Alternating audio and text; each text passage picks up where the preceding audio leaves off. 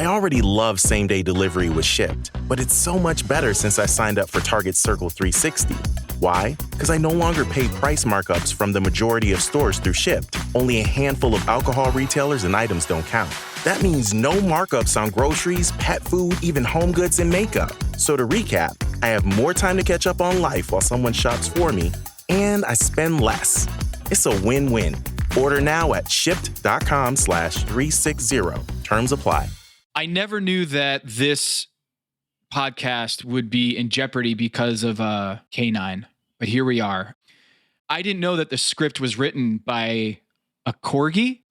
What? What's a corgi? It's a dog. Oh. It's a short, kind of furry, big ears dog that apparently can see the future. How does it see the future, Tom? Is it like Game of Thrones where its eyes roll back and turn all white and shit, gets visions? A three-eyed corgi? Yeah. Is that what we're dealing with here? I can't really tell, but what I'm looking at right now is a TikTok. Okay. A TikTok video of a corgi at the landing of a staircase, a tan carpeted staircase, okay? Uh-huh, yeah. And a basketball is being tossed in the air towards the corgi in the landing. A regulation basketball? You know, I can't tell. Oh, is this a dog on the stairs? I've seen this shit, man. So there's two baskets, almost like trash bins, on like the bottom step. And one of the trash cans says Lakers, that has a Lakers logo. And the other has a Warriors logo. And someone's throwing a ball towards the corgi. The corgi is tapping the ball in the right direction that it lands in one of the two buckets. Now, you might say to yourself, okay, so what? Is it predicting a certain outcome in the series? And the answer is yes, because the first ball that goes into a bucket, the Lakers. The second one bounces around, falls into the Warriors. The Lakers get the third one, 2-1. Then 3-1. What happens then? 3-2. Warriors tie it up 3-3. And then finally, Warriors in 7. This corgi has predicted game 1, game 2, game 3, and dare I say game 4. What does this corgi know? And I don't know what we do now because this corgi seems to have gotten the script before we did. Huh. So, according to this corgi, the Warriors are going to come back from 3-1 against LeBron to get their revenge. And win the series in 7, yeah. Just like they did against the Sacramento Kings. Down 2 games in the series, this corgi is saying it's going to happen again. Wait, did the corgi predict the Warriors are going to come back against the Kings? Well, so I needed confirmation on this because I started trying to dig into who this corgi was, and I found a website for the corgi. I have reached out to representatives of the corgi. Air Corgi. That's his name? Is it Air Corgi? Well, they probably knew you were going to try to reach out, and they don't want to give you an interview because they know that this corgi could put us out of business. This is classic Succession.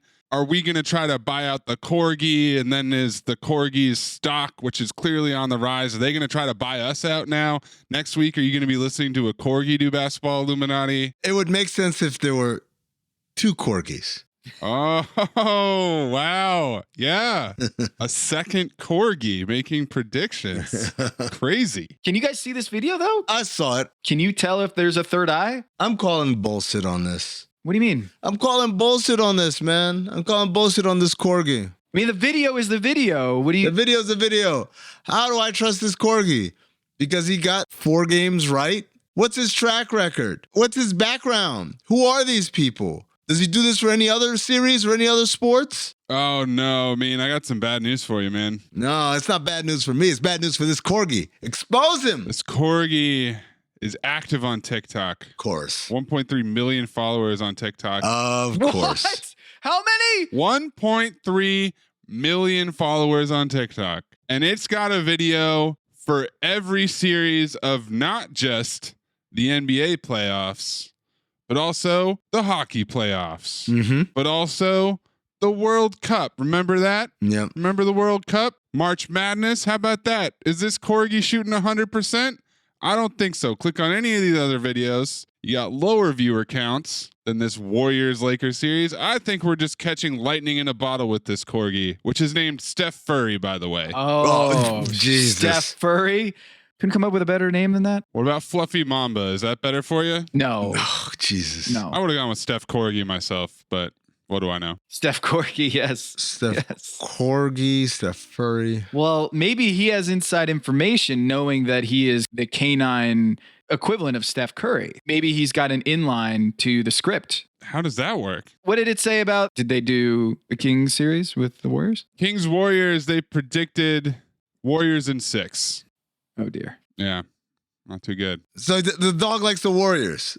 That's what we established here. Well, Steph Furry. That's all we got here from this dog, is that it likes the Warriors and occasionally it gets predictions right. Remember the octopus from the World Cup? Oh, now that was an animal. That octopus, Paul, correctly predicted every single one of Germany's matches in the 2010 World Cup, as well as the Spain versus Netherlands final, getting every single one right. Steph Furry would never. Actually, really smart. Intelligence, yeah. I mean, corgis are smart too because they're dogs, but octopi are way, way smarter. What do you mean because they're dogs? Dogs are dumb. What are you talking about, man? What are you talking about? Dogs are dumb. Some dogs are intelligent, but overall, if you're saying dogs as a species, get out of here. Nowhere near octopus level, nowhere near dolphin level. Are you saying that dogs are below average intelligence for animals? No, I think Amin just proposed that Basketball Illuminati needs to get itself a dolphin. My assignment: uncover why the association inspires more conspiracy theories in volume and salience than any other U.S. sport. You've heard of the Illuminati. The truth is out there, but so are lies. Your eyes can deceive you. Don't trust them. The NBA has always been controlled by about 8 people. Denial is the most predictable of all human responses. If you're only using 10% of your brain, you don't even know that you're using 10% of your brain. The NBA Illuminati. If coincidences are just coincidences, why do they feel so contrived? The Illuminati. But you start to follow the money, and you don't know where the f*** it's going to take you. It is unspoken. They have influence among other players. The NBA Illuminati. I don't have time for your convenient ignorance. Maybe I'm a conspiracist now as well. That's all it took. Oh, we got books, we got schools. You saw a video on YouTube. My eyes, sir. You've never used them before. We are the Basketball Illuminati.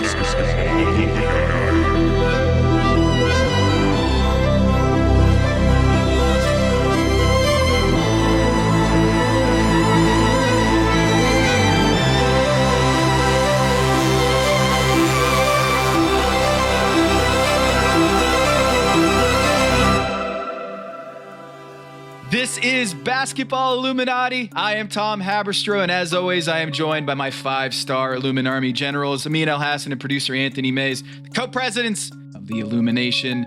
Fellas, can't wait to get into this quote from Jalen Rose. Is it? I guess paraphrased by Mike Greenberg. Yo, I'm putting this on Greeny. We'll get to it though, but I'm putting it on Greeny. Let me just get out on front and say that. Greeny tease for a Greeny segment. I'm going to dig into the actual substance of what he's alleging, Jalen Rose, via Mike Greenberg, about Miami and the city of Miami this time of year. Because Miami. I'm going to do my own research. I think we should call that segment if you guys are on board with this.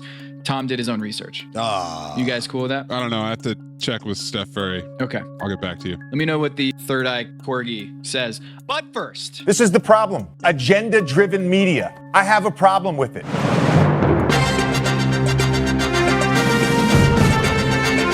You are listening to The Agenda with Tom Haberstroh and Amin Al-Hassan.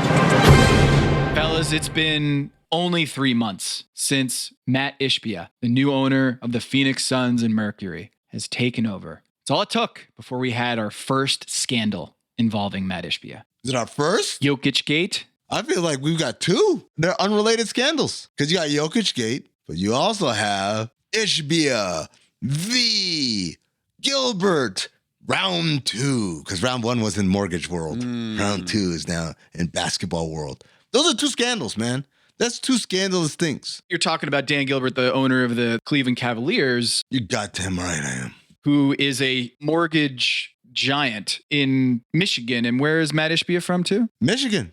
And both guys are Michigan State alums.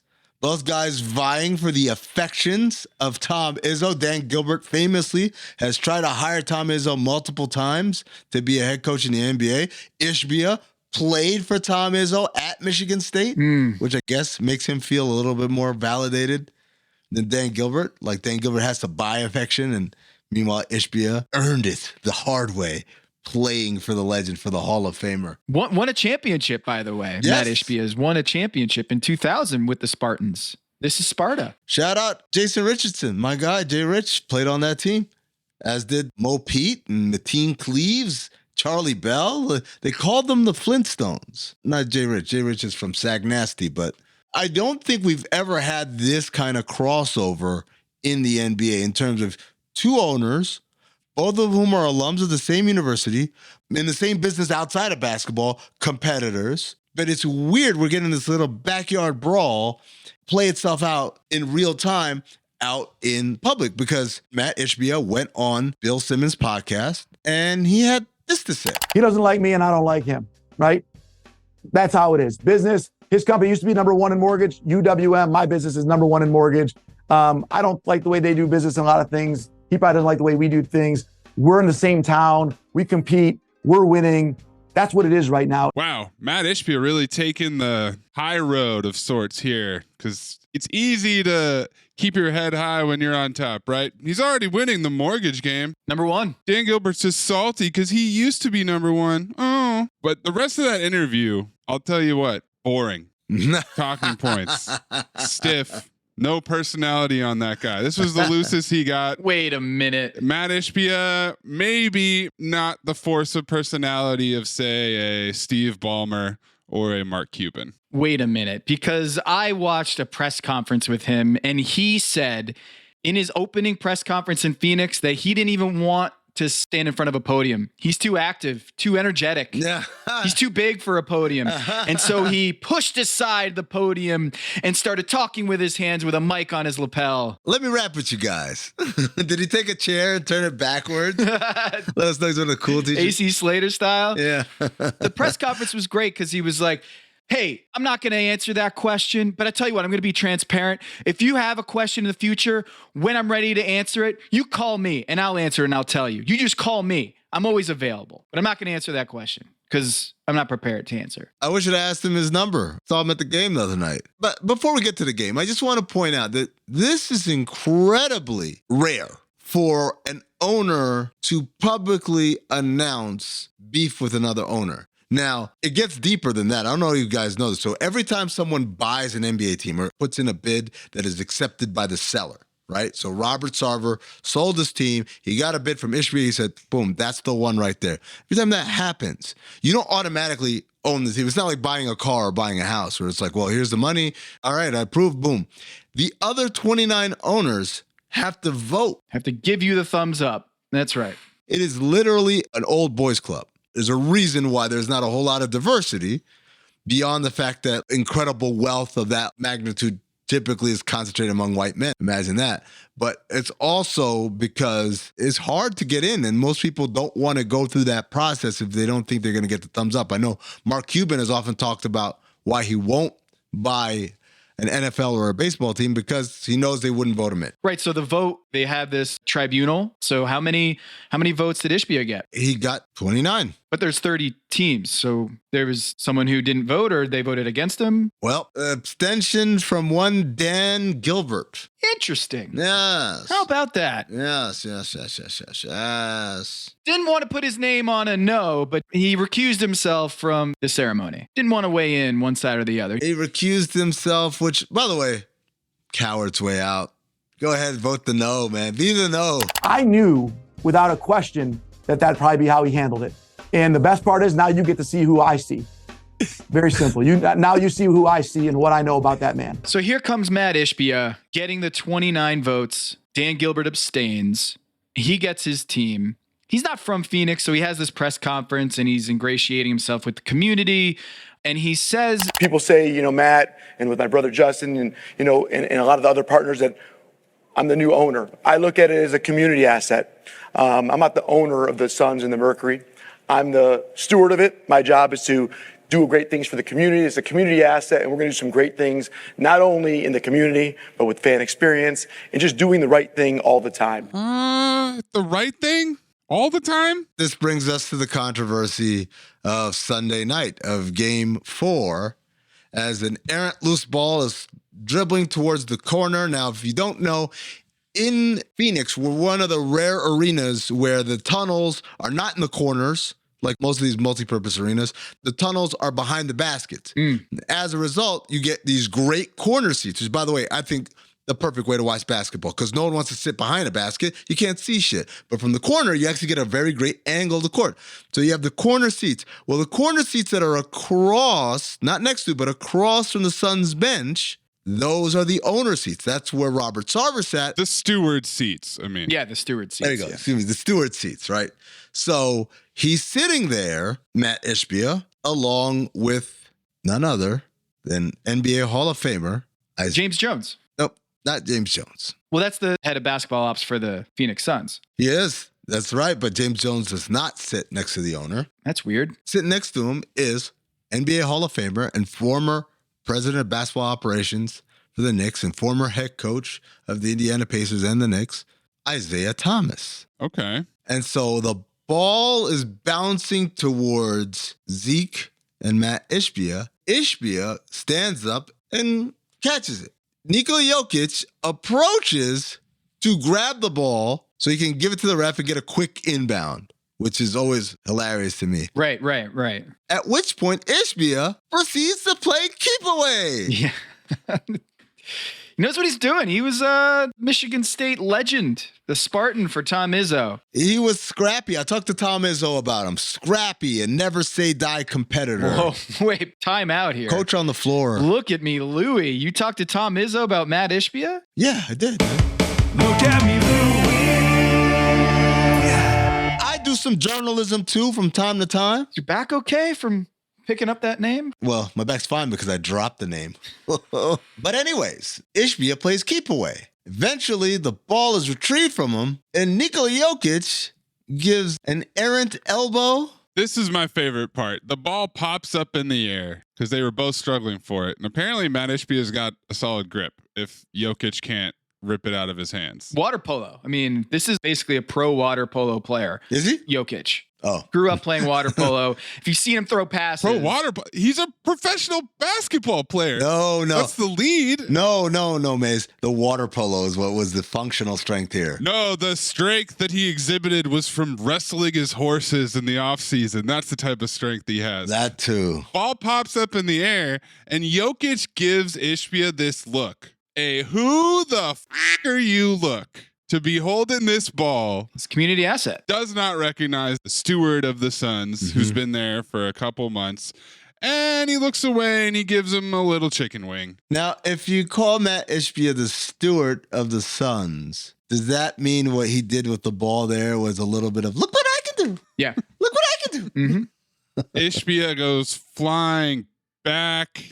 His arms go up in the air. Cartoonishly. And everyone is appalled. And let me tell you guys, I spent a lot of hours scouring the internet for Matt Ishbia charge stats at Michigan State, trying to find highlight videos of Matt Ishbia's 17 minutes of basketball action over his 3 years on the team, and there was nothing to be found. Yeah, the play-by-play, all that data that we have, the analytics, there's a pre-Ishbia era and then a post-Ishbia era. And in the post-Ishbia era, we have play-by-play. We can look at charges and dunks and see how many dunks the 5'10 Matt Ishbia had or the number of charges he takes. Or should I call Tom Izzo? Because I'm pretty sure they track all that stuff. Part of the program. That'd be great. I mean, would have been great if you'd done that before the show. Yeah, I didn't think it would be applicable. Sorry. 115 minutes. How dare you, Maze? How dare you say he only played a handful of minutes? 115 minutes, 48 games. He had 28 points, 13 assists, 16 turnovers, 7 steals. 7 steals in 115 minutes per 40. That's 2.4 steals per 40 minutes. Elite, scrappy. That's leading the league. Yeah. Now, I'm going to tell you this right now. I don't like any of the way the tenor of this conversation is going. You guys are out here trying to paint Ishbia as some sort of clown. Nah, man. Nah.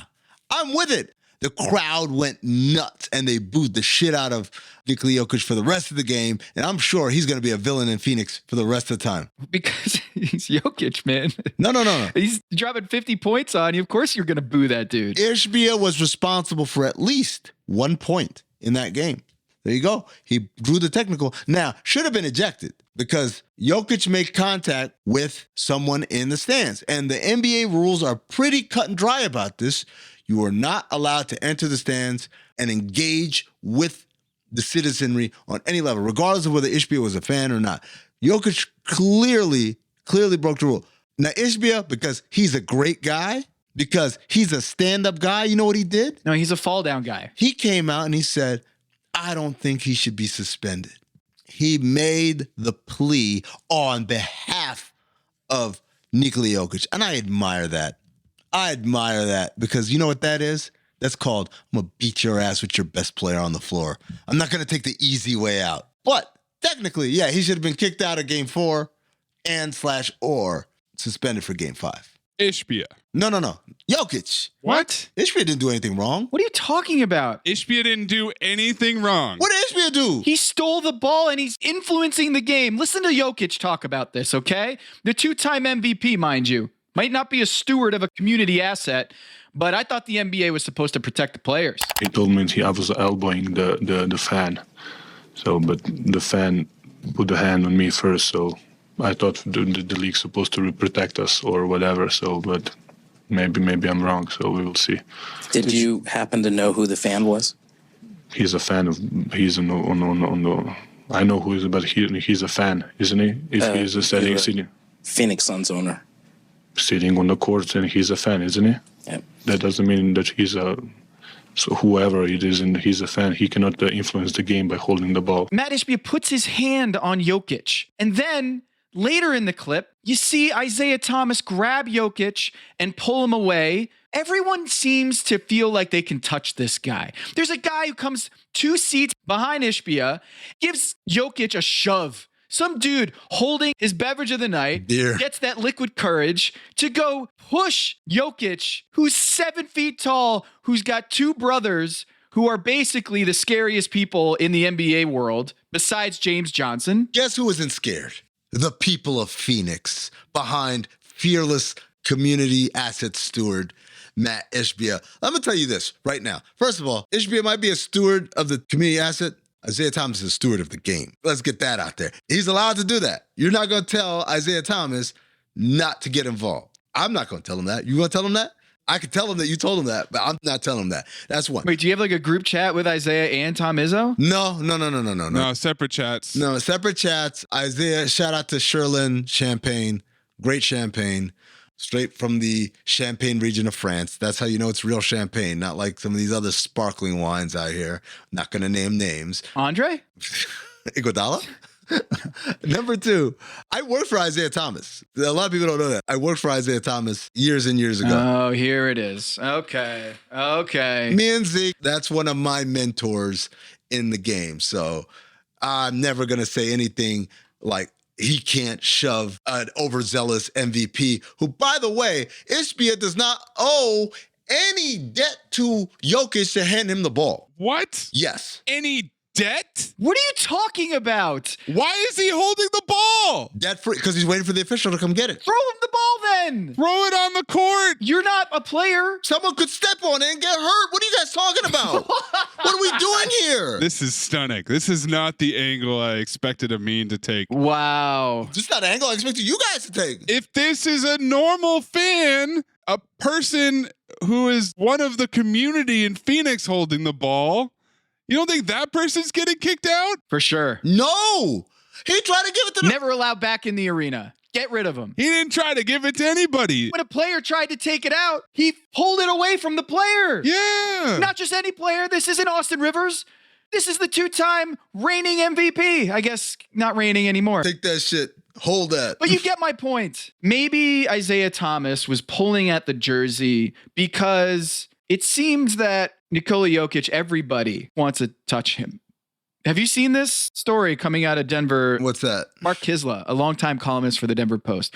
Sorry, Mr. Joel Embiid, but we all know Nikola Jokic is the real MVP of everyday Budweiser drinking peeps. That's the headline of the story. The subheader is, to know how big a goofball this Joker really is requires only one innocent peek at his underwear. What? So was Isaiah Thomas trying to get a peek of his underwear just like everybody else? So, okay, I'm rewatching this video because you guys are out here just tripping, right?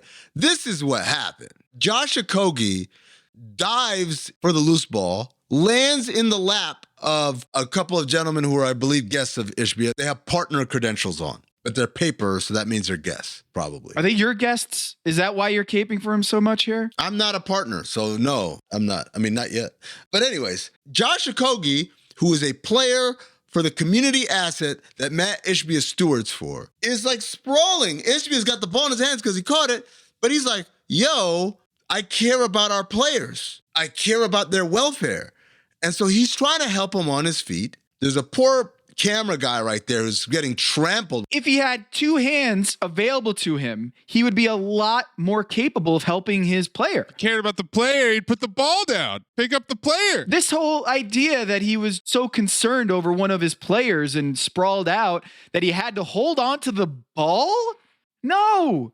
If he was so concerned about his well-being, he's dropping that ball. Oh, can I help you up with both of my hands? I don't want to have any sort of compromise by the fact that I'm holding this game ball when I have a poor human being over here that I need to go help up. Hey, here's an idea. This isn't pickup ball, where I can just pick up the ball and toss it in and we're live. This isn't soccer, where I can just pick up the ball and throw it inbound. You got to check it to the ref anyway. So here's an idea, Jokic. How about you relax? How about you chill? But this is pickup ball because Matt Ishbia picked up the ball. And then fell down, wailing his arms in the air, looking for a flop. You know what? I don't know about you guys. If you've ever been shoved by a 7-footer, that shit is not a light touch. That's not a light tap. That's why he went all Joe Gatto. Yeah.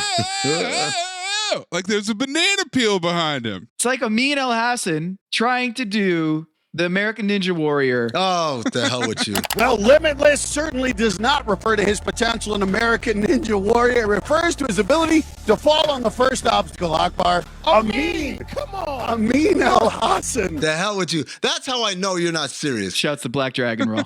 Jerome! That's how I know you're not serious. You're just trolling. Wait a minute. I am serious. Don't call me Shirley. When you look at what Matt Ishbia did he talk post-game? This guy's so available. He's willing to talk and answer questions. We learned that from the press conference. He's here for everybody. He said he's willing to answer questions until he's not willing to answer questions.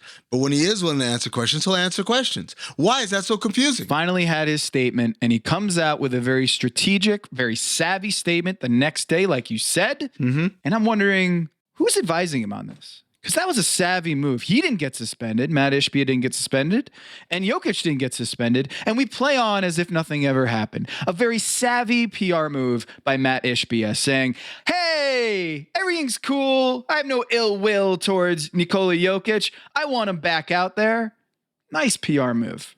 Wonder who his PR guy is. Who is his PR guy? Let's go to the press conference. Gives a shout out to Adam Mendelson. For those who don't know that name, that is LeBron James's longtime PR guy, advising Matt Ishbia in the NBA playoffs on how to conduct his business affairs in the PR space. Think about that. Matt Ishbia becomes the owner, and not only is he an owner and taking shots at Dan Gilbert, but he has hired LeBron's PR guy to advise him on such matters. You know what? I'm coming around on Matt Ishbia. He's got some serious, what's the word I'm looking for? Gumption? Chutzpah. Chutzpah. Just what you're looking for in a good steward. A great steward. A great steward, yeah. I'm just still hung up on this dude, the column, Denver Post guy. Yeah, I can't even believe you brought that up, Tom. We've got a whole article talking about Jokic's underwear. Like, that's important. I'm not ashamed to admit, Mr. Kisla says, to spending so much time in the Denver locker room waiting for Jokic to shower, dress, and share his self-deprecating pearls of wisdom that I know this man has a wicked funny taste in boxers. Underneath the fine and stylish European attire he wears into the arena, Jokic sports wacky underwear that on any given night colorfully celebrates Budweiser, the king of beers, or might be adorned with the face of SpongeBob SquarePants. After silencing Kevin Durant, Devin Booker, and the rousing Suns, who seem to have a beef with a ref every whistle, Jokic slipped into silly boxers. What? Slipped into silly boxers. What a line. That proclaimed, "That's what she said," across his booty. So Jokic gets his underwear at Target. We get it. That's fantastic. All right. Ishbia said he didn't want Jokic to get suspended or fined. Didn't get suspended, did get fined. No repercussions for Matt Ishbia, the steward. Isn't that convenient? Mm-hmm. Savvy PR move. But we need to circle back to this Isaiah Thomas thing. Amin's former employer, Isaiah Thomas, sitting next to Matt Ishbia. You might wonder, is that the first time that we've heard those two names next to each other? And it turns out that it's not, because back when he bought the team, Chris Haynes reported that Ishbia intends to bring on Hall of Famer Isaiah Thomas to have a prominent role in the front office. Mm-hmm. And then when he was asked about it at this news conference that Tom is referring to so affectionately, he said there's no role for Isaiah at this time. And when asked to clarify, said there's a role for anyone in the future, even Amin Hassan. Wow. Can't believe it. There it is. I was mentioning there, huh? Oh, no, I added that part. That was a little editorializing by me. Ah, shit. Anyone. I got excited. Could be me. Could be Steph Curry.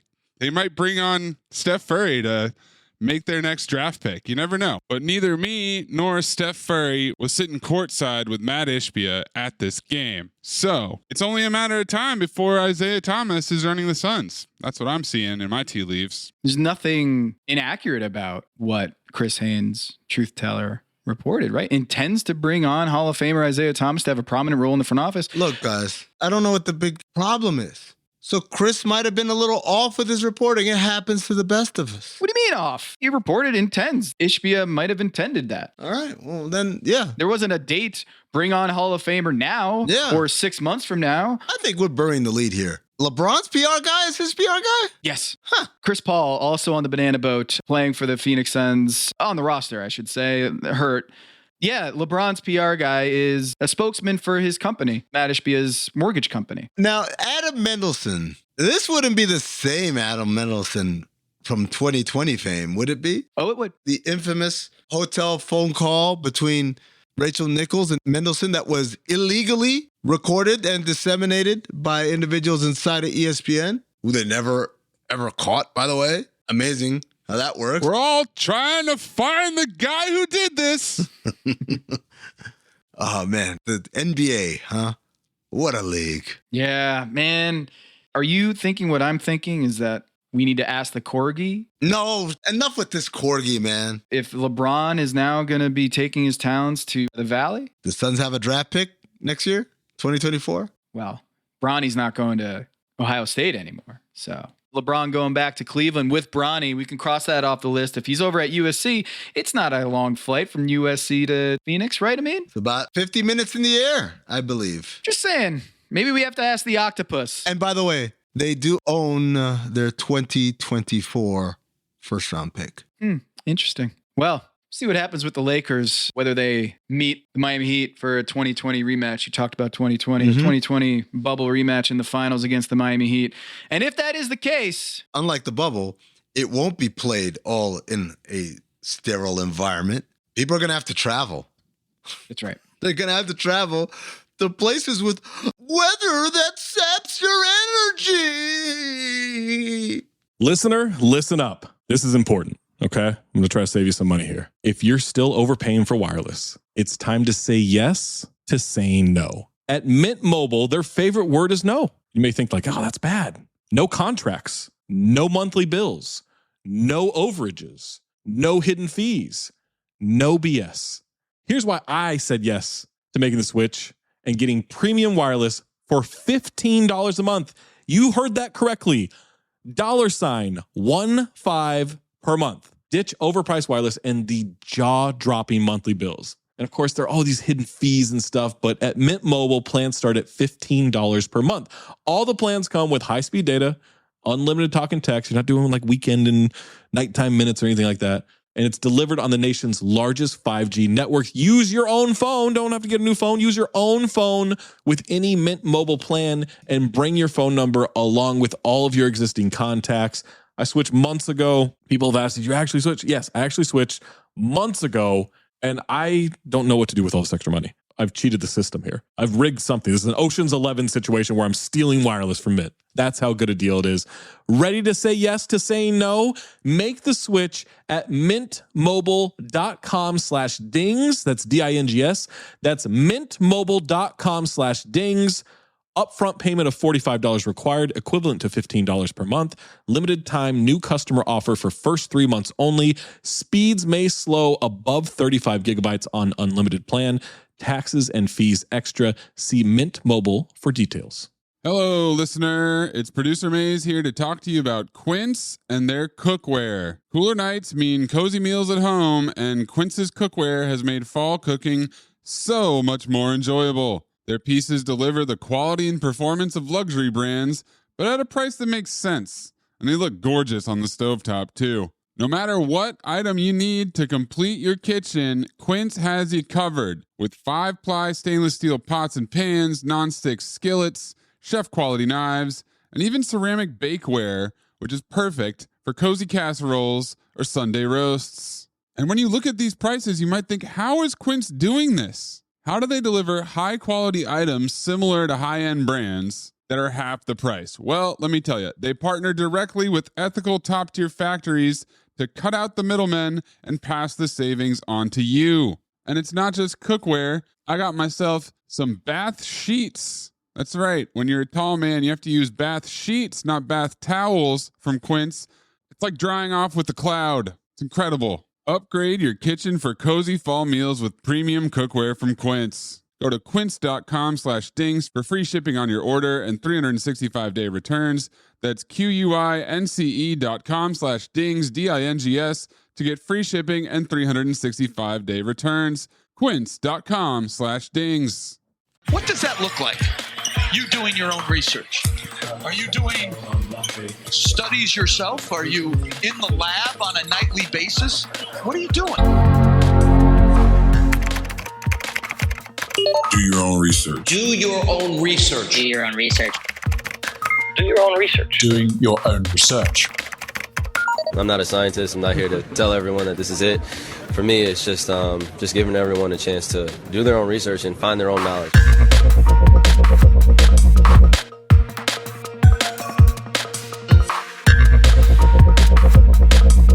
So I was just, getting ready for this Illuminati broadcast, reading up on things and getting prepped. And then this came across my timeline. Particularly from Jalen, was how hard it is to go down to Miami and play this time of year. And I know people will immediately associate that with the nightlife and all that. But according to Jalen, there's more than that. There's also just the reality of the temperature change, the heat, the geography, being down there for 3 days. It sort of saps a little bit of your energy and your strength. We talk about that primarily in football. I know this is an indoor sport. What happened here? Because Mike Greenberg goes on air, on Get Up, and says, Jalen told me, this is the best. It's the best way to float a cockamamie theory. It's the absolute best way. I didn't say that. That's what Jalen said. Little doesn't mean no. Jalen Rose said almost the exact same thing Saturday during the halftime show. We talk so much about the nightlife and joke about it in Miami, but also as a road, when you're the road team, you got to pay attention to that weather and that heat because it causes your muscles to have a little it affects the endurance of your muscles and causes tiredness. So if you notice, the Knicks in particular are making shots in the paint, but they're missing shots outside of the paint, in particular from three. Hey, South Beach is your favorite place. Not the nightlife. It's the weather. The temperature, it's swampy out. It's humid out. That's the idea. I have no idea. By the way, the weather's been awesome in Miami. I've been in Miami like the last, I don't know how many months. I've been going every week. You literally did this trip. Yeah. New York to Miami. You might have been a little late, but you got there. I wasn't late. The window just closed on me. The window closed, right. The window closed. But yes, I attended game 2 in New York. The weather was awful. You want to talk about bad weather? How about gray and rainy and like 59 degrees? How about that? Well, this is part of his theory. Jalen Rose's alleged theory is that like the Knicks players were so conditioned to just shitty weather that when they went to Miami and stepped outside like the vampires, I can't handle it. It's 80 degrees out. And sunny. How am I supposed to survive in this weather? Well, to be fair, the Knicks bench was on the sunny side of the arena. That's the little Bills humor. Bills reference. Maybe it's something from the state of New York, right? Maybe it's the state of New York where they can't handle anything that isn't terrible, inclement weather. I don't get what's so hard about saying we got our ass beat because we're not very good. Wow. I mean, the numbers are the numbers. You're avoiding the actual evidence here. I did some research about the weather patterns, okay? And the weather report in New York versus Miami. Are we getting into meteorology on this podcast? Yes. We're branching out? Oh, meteorology, Illuminati. And what I found was Sunday, April 30th, game 1 had a high of 62 in New York. The next day, high of 62. The next day, 57, frigid 57. And then on Friday, we find out from the New York Knicks Twitter feed when exactly they flew to Miami. And not only when, it's about 4:30, we got to see the kind of clothes that the players were wearing to see how cold it was outside. Not just confirming that when they left, it was 60 degrees out. I can see that Evan Fournier is wearing a t-shirt. Other players are wearing hoodies and sweatpants. Mm-hmm. Evan Fournier is saying, you know what? I'm okay with this cold weather. I'm going to walk outside in my t-shirt. I don't need a sweatshirt. It's not that cold. To be fair, Paris is known for its awful shitty weather this time of year too. It's gray, it's rainy, it's cold. Then the sun will come out one day and it'll be great. And then it'll go back to being gray and rainy and cold. And then in Miami, here were the highs. 88. Draining. 87. 84. Sapped. Oh, the energy's leaving me right now. Oh. I actually did the research, wunderground.com, tracking the average historical temperature in Miami. Friday, May 5th, 1.9 degrees warmer than usual in Miami. 2.3 degrees warmer the next day in game 3. 2 degrees warmer than usual, Miami was. And 0.6 degrees warmer on Sunday, May 7th. And on May 8th, game 4, it was 0.6 degrees warmer than normal. 84 degrees, the high. How are you supposed to play in that kind of heat? I'm curious as far as like what Greeny and /or Jalen think is, all right, this is the perfect playoff road. You play Cleveland in the first round. You play Toronto in the second round. And then in the conference finals, you play against the Siberian mush puppies. And eventually you play the finals against Santa's reindeer. Yes. What the did they think? And then in the finals, game 7 is on Pluto. Yes. Further even. Colder. Here's the other thing. When has Jalen ever played in the playoffs in Miami? Never, right? He's never played in the playoffs in Miami. Do I have that wrong? I'm glad you asked that, Amin, because I'm looking at this and I'm thinking, wait a minute. Greeny is not only paraphrasing what Jalen is saying, but is he just making things up? That Jalen has experience playing in the playoffs or playing in Miami at this time of year? I looked this up, and Jalen Rose never played a single playoff game on the road in Miami in his career. What's the latest he's ever played against Miami in his life? April 18th, 1999. To be fair, if I were Jalen, I would say, what's the latest you guys have ever played against Miami? Wait a second, you never played against Miami. It's true. Case closed. Right? That's the great rebuttal that I'm preempting for Jalen. 16 points in that game. It was a loss. 16 points. Indiana Pacers played at Miami. He shot 6 for 16, 37% shooting, 2 for 3 from downtown. So this idea that the Knicks are going cold because they lost all their energy and their endurance, all that stamina, they're fatigued, they're dehydrated. Jalen Rose didn't seem to have a problem April 18th, 1999, shooting 2 for 3 downtown. And then April 14th, 2 games in April in his career in Miami. April 14th, 2000, Indiana Pacers won 105-101, 8 of 13 shooting, 61% shooting from Jalen Rose, 1 for 1 from downtown, which means, Amin and Maze, and those who are listening to this research, that Jalen Rose, who has never played in the playoffs in Miami, in his 2 games in April in Miami, he shot 3 of 4. He's coming from Indiana in these trips. He's going from Indiana, which, yes, Indiana in April. To be clear, it's tropical. It's tropical in Indiana in April. It's not like New York at all in May. That's right. In the game of 2000, Reggie Miller endured such dehydration that he made all 3 of his 3-pointers. Travis Best went 1 for 1 from downtown. The team, the Pacers, shot 7 of 13 from downtown. And the Miami Heat in that game, they shot 2 for 13 from downtown. Don't know if that holds up. I don't know if this theory holds up at all. I'm looking back at the data and I'm not seeing, this theory being backed up by any sort of evidence. But is there more research to be done, Tom? I mean, isn't that pretty much, there it is, open and shut case Johnson? Jalen? Well, I was wondering, Amin, if Miami has a distinct home court advantage in the playoffs. Because what Jalen is saying is that it's really hard to play in Miami this time of year. That the Knicks, really tough go. That they have to go down to Miami and play in Miami this time of year. It's not about the nightlife, okay? It's not about going to live or anything like that. It's just about the weather. So I wanted to look this up. I wanted to research, forget about Jalen Rose's career. I want to know about everyone's career. Every team in the NBA, what is their playoff home win percentage? And what is their road playoff win percentage? Who has the biggest home court advantage in the NBA, according to their entire playoff history? And I wanted to figure out if the Miami Heat have an unfair advantage because of that geography that Mike Greenberg alleges. Here's the problem. You know who has good home court advantage in the playoffs? Great teams that win a lot of playoff games. I haven't seen anything. I haven't talked to anybody. I don't know anything. Tom hasn't told me anything.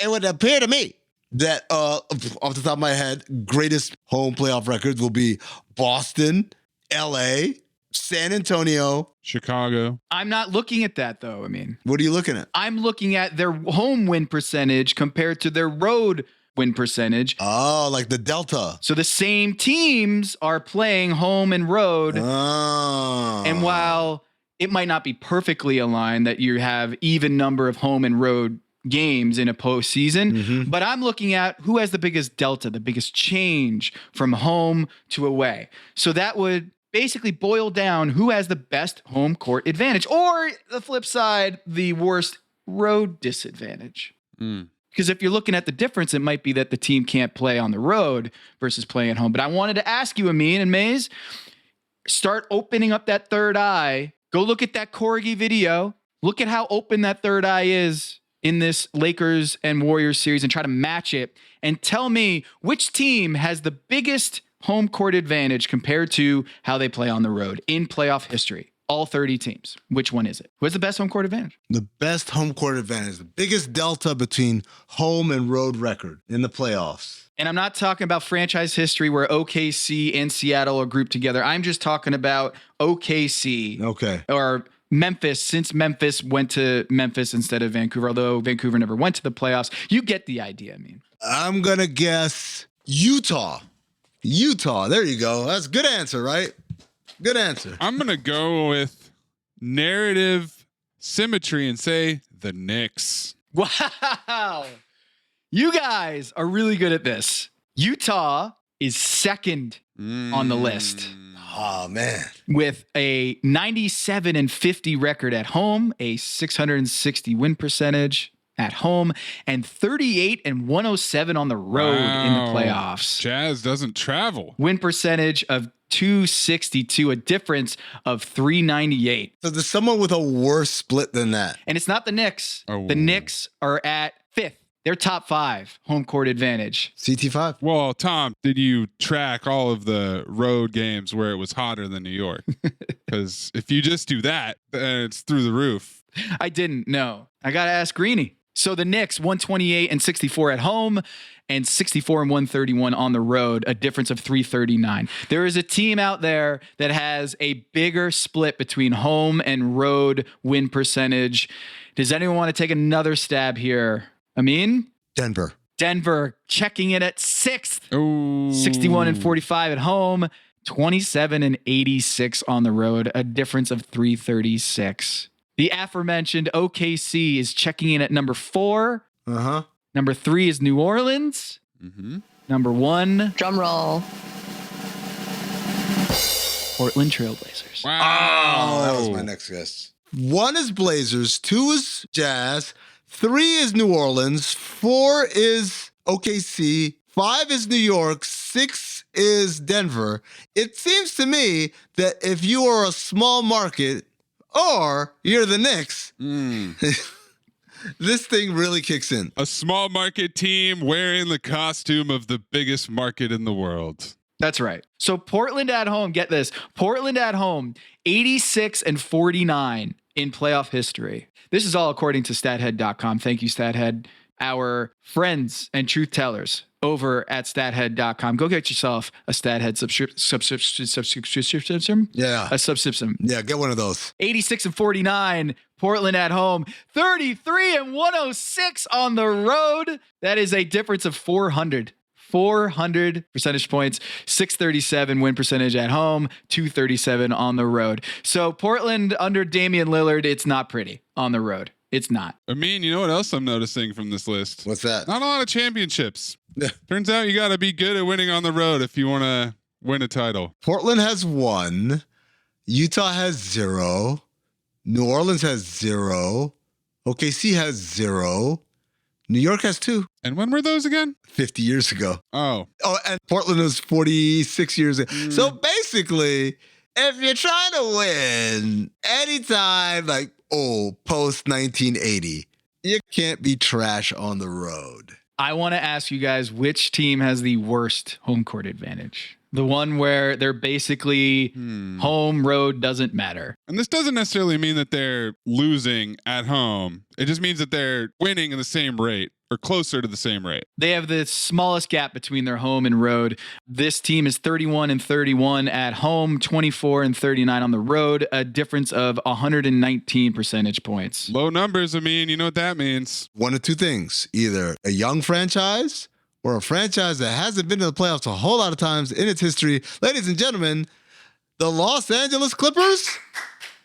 Clips gonna clip. I do this shit. Los Angeles Clippers. I do this shit. This is the shit that you do. Yeah. You're a steward for the Los Angeles Clippers. 50% win percentage at home and 38% on the road. They are not the worst home team, according to my research. Actually, the Brooklyn Nets at home, 13-14 since going to Brooklyn, and on the road, get this, 5-22. Ooh. Oh, man, on the road. So Brooklyn, weather patterns, not the nightlife, the geography besetting that franchise and moving forward. They got to shore that up. But Portland has the best home court advantage, and the Clippers have the worst home court advantage. Or you could say the Clippers have the best road disadvantage. I think it's a lot to do with the travel, Amin and Maze. I think when you look at Portland and Utah, in particular, the altitude and just the travel, the distance, I think that's really bad for Blazers. But then again, the other teams are dealing with that travel too. So it wouldn't really stand up to reason that one would have a harder time than the other. But I digress. That's the research. One final thought. The Miami Heat are exactly average in home court advantage. 143 at home and 56-77, which is different, but it's not immeasurably different than the rest of the NBA. So the Miami Heat, the verdict is in.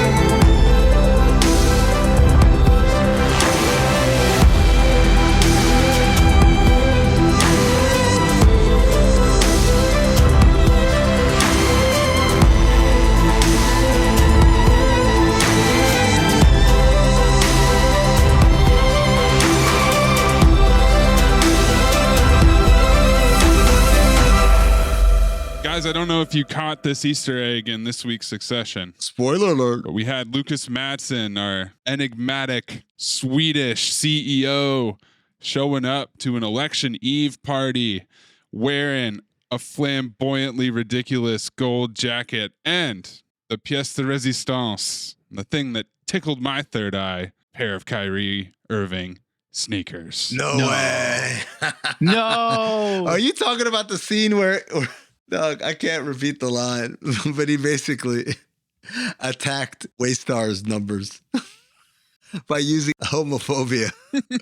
Oh my God, man. What a show, man. I'm going to miss it. Finger on the pulse, you know? What type of athletic shoes would this guy wear? Kyrie's. It's just perfect. Nailed it. It was the scene when he's like leaning up the window, right? On the windowsill. Yeah, he's propping it up for us. There are no mistakes, no coincidences. The blocking on that, just mwah, perfect. Hey, we can't have you standing up. We need a shot of your shoes here. For all of the Illuminati listeners out there who are nodding in agreement, yes, we are Leonardo DiCaprio pointing at the TV screen from our couches and saying, oh, they did it! The Kyries! Welcome to the Basketball Illuminati, Lucas Madsen.